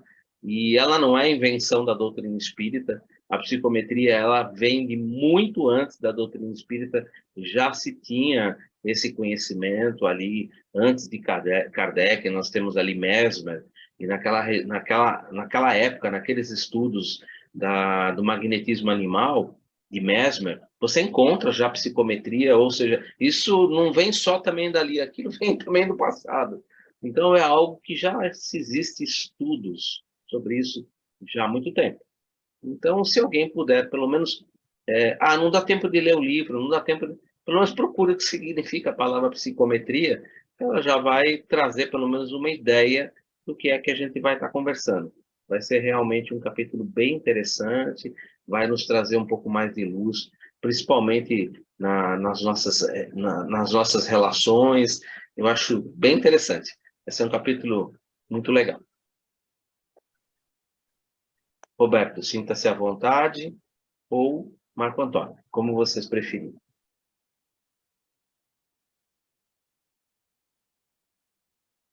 Seu microfone deve estar fechado, Roberto, não deu para te ouvir.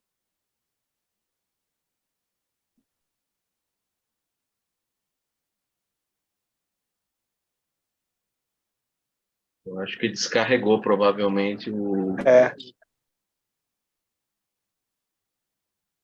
Porque nós já estamos a 1h40 e a bateria normalmente desse microfone dá para 1h10, 1h15. Pronto, acho que agora deu. Agora sim. Agora estamos juntos. Não, Marco, faz você, por favor. Tá bom. Primeiro, agradecer a presença de todos aí, né? A gente está aqui já, que nem o Eduardo disse, há 1h e pouco, todo mundo aí. Agradecer a participação de todos. E depois agradecer a grande oportunidade que nós temos de estar aqui, né? Todas as terças-feiras, aprendendo um pouquinho mais sobre a mediunidade e mais que aprender sobre a mediunidade, aprender sobre nós mesmos, né? Sobre a maneira que temos que nos comportar, o que temos que fazer, para que a gente possa realmente evoluir e cumprir a nossa missão, cumprir a nossa carta reencarnatória que está aqui, né? Nos prepararmos para o momento pós essa vida aqui, que nem a Ana comentou. Agradecer a presença dos irmãos de luzes que continuam conosco, que estiveram conosco nesse momento, e rogar a Deus, rogar a espiritualidade, que nós possamos estar aqui na próxima semana, mais uma vez aqui, aprendendo um pouquinho mais sobre o que essa doutrina tem a nos ensinar. Pedimos licença para encerrarmos essa aula de hoje, agradecendo também imensamente ao Eduardo e ao Roberto pelo esforço, pela dedicação que nos dá nesse curso. Daremos por encerrado, então, após a prece, e vamos agradecer a Mãe Maria nessa prece. Então vamos dizendo: Ave Maria, cheia de graça, o Senhor é convosco, bendita sois vós entre as mulheres, bendito é o fruto do vosso ventre, nosso Senhor Jesus. Santa Maria, Mãe de Jesus, rogai por nós, agora e na hora do nosso desencarne. Que assim seja, graças a Deus e graças a Jesus e a nossa Mãe Maria. Que assim seja.